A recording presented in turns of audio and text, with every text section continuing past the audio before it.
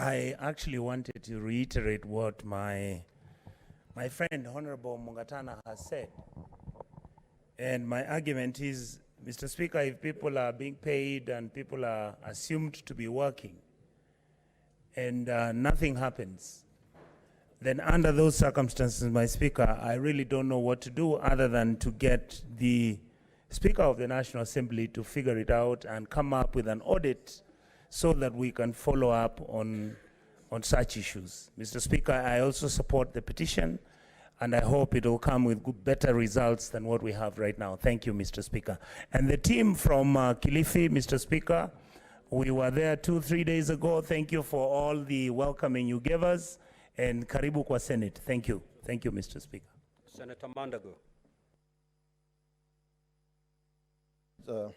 Thank you very much, Mr. Speaker. Mr. Speaker, I rise to support the petition because, Mr. Speaker, it is extremely saddening to learn that there are civil servants in this country who can draw salary for more than 8 years without actually their work being well cut out. Mr. Speaker, I think the issue of incorporations of boards is not only limited to the Human Rights Board we are discussing in this petition, Mr. Speaker, but there are quite a number of institutions that are operating outside the law because of the absence of the board. Mr. Speaker, I'm also aware that the Tobacco Fund has been operating for quite some time without a board.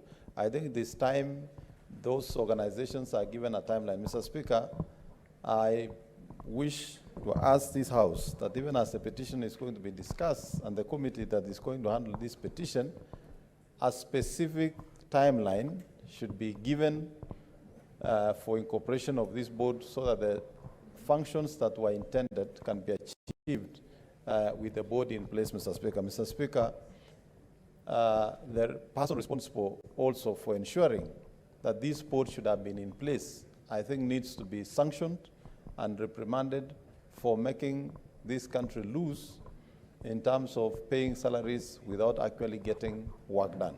I beg to support this petition, Mr. Speaker. Senator Muma.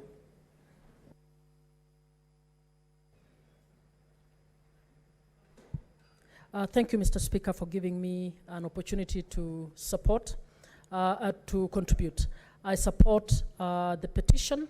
Mr. Speaker, victim protection is provided for under the Constitution, and the law to effect victim protection was actually put in place way back in 2014.